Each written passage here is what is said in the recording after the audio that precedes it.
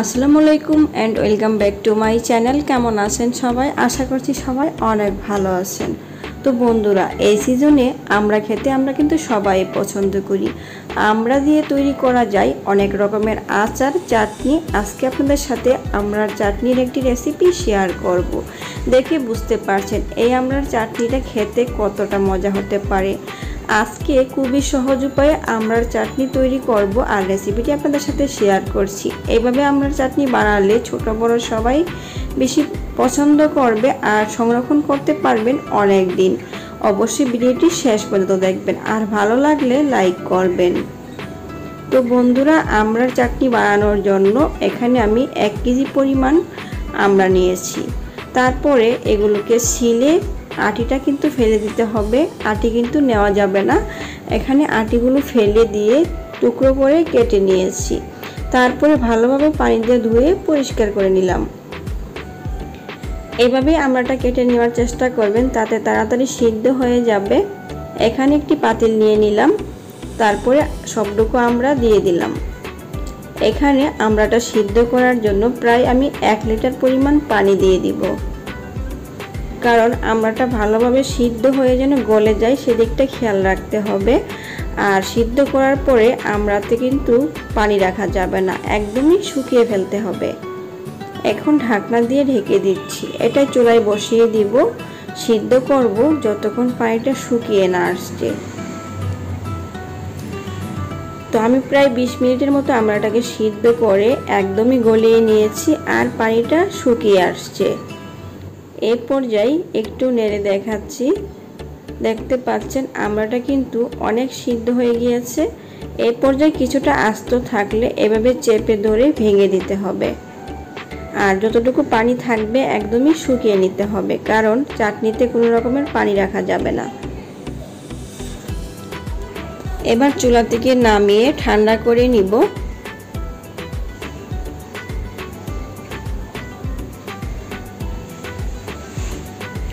তারপরে চুলায় আরেকটি প্যান বসিয়ে দিলাম। এখানে 1 কাপ পরিমাণ সরিষার তেল দিয়ে দিব। অবশ্যই কিন্তু এই চাটনিতে সরিষার তেলটা ব্যবহার করবেন।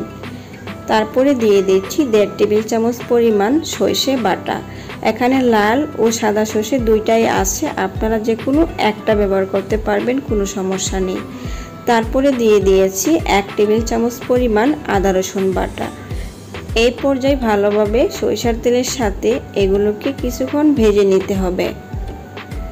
তারপরে দিয়ে দিচ্ছি 1 টেবিল চামচ পরিমাণ ধনিয়া গুঁড়া, 1 টেবিল চামচ পরিমাণ হলুদের গুঁড়া এবং 1.5 টেবিল চামচ পরিমাণ দিয়ে দিব আমি লাল মরিচের গুঁড়া। এই চাটনিটা একটু ঝাল ঝাল হলে খেতে বেশি ভালো লাগে। তারপরে দিয়ে দিচ্ছি 1/2 টেবিল চামচ পরিমাণ জিরে গুঁড়া। স্বাদ মতো কিছুটা লবণ দিয়ে দিলাম, দিয়ে কিছুক্ষণ নেড়ে দিলাম। এই আচারে কিন্তু চাটনিতে কোনো রকমের পানি ব্যবহার করবেন না। তারপরে আগের থেকে যে আমড়াটা সিদ্ধ করে রেখেছি সেটা দিয়ে দিলাম। এবার মশলার সাথে ভালোভাবে সবকিছু একসাথে মিক্স করতে হবে আর নাড়তে থাকতে হবে।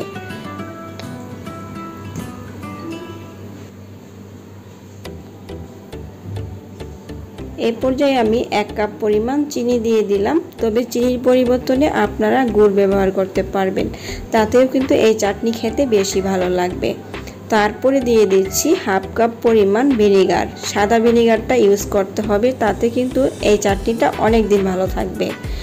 দিয়ে দিচ্ছি 5 ফোড়ন আর শুকনা মরিচের গুঁড়া। 5 ফোড়ন আর শুকনা মরিচটাকে আগের থেকে ভেজে তারপরে গুঁড়ো করে নিয়েছি। এখান থেকে 1 টেবিল চামচ পরিমাণ দিয়ে দিলাম। এবার অনবরত নেড়ে চুলার আঁচটা মাঝারি আঁচে রেখে জাল করতে হবে যতক্ষণ কালার চেঞ্জ না হয়ে আসছে। আমি প্রায় 20 মিনিটের মতো এই আমড়ার আচারটাকে চুলায় জাল করেছি। এই পর্যায়ে দেখতে পাচ্ছেন এখন আর প্যানেও লেগে আসছে না, আর কালারটা একদমই চেঞ্জ হয়ে লালচে কালার চলে আসছে। আর চাটনিটা কিছুটা কম পরিমাণে হয়েছে, তার মানে এটা ভালোভাবে রান্না হয়েছে। একদমই পানি রাখা যাবে না, যতটুকু সম্ভব জাল করে শুকিয়ে নিতে হবে আর এই সময় অনবরত নাড়তে হবে। এই পর্যায়ে আমি দিয়ে দিচ্ছি 1 টেবিল চামচ পরিমাণ বিট লবণ, 1.5 টেবিল চামচ পরিমাণ 5 ফোড়ন আর শুকনা মরিচের গুঁড়া। এটা একদমই লাস্টের দিকে ব্যবহার করবেন। আর এই চাটনিতে বিট লবণটা অবশ্যই ব্যবহার করতে হবে। চাটনিতে বিট লবণ ব্যবহার করলে বুঝতে পারবেন খাবারের টেস্ট এতটাই ভালো আসবে যে কেউ এই চাটনিটা খেতে খুব পছন্দ করবে। ভালোভাবে মিক্স করে দিলাম আর একটু কাছতে দেখানোর চেষ্টা করছি। দেখতে পাচ্ছেন বন্ধুরা এই চাটনিটা কতটা আকর্ষণীয় হয়েছে। আর তৈরি করাটা তো নিজেরাই দেখতে পেলেন, কোনো রকমের ঝামেলা নেই। একদমই অল্প সময় অল্প উপকরণ দিয়েই এই মজাদার আমড়ার চাটনি তৈরি করা যায়। এই পর্যায়ে কিছুক্ষণ নেড়ে ছেড়ে 2-1 মিনিট আরও এভাবে রেখে দিব, তারপরে নামিয়ে ঠান্ডা করে নিব।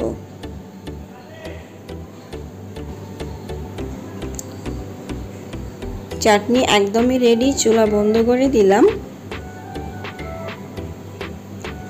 এই চাটনিটা এতটাই মজা হয় যে মানে না ট্রাই করলে বুঝতে পারবেন না। তো ঠান্ডা হয়ে যাওয়ার পরে আমি এবার বাটিতে নিয়ে নিচ্ছি। এটা শুকনো কোনো বক্সে ভরে নর্মাল ফ্রিজে রেখে দিতে পারবেন।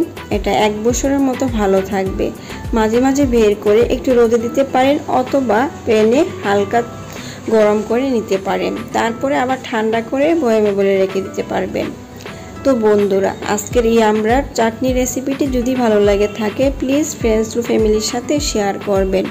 আর যারা নতুন আছেন এখনও আমার চ্যানেলটি সাবস্ক্রাইব করেননি, সাবস্ক্রাইব করে অবশ্যই নতুন ভিডিও পাওয়ার জন্য পাশে থাকা বেল আইকনটি বাজিয়ে দিবেন।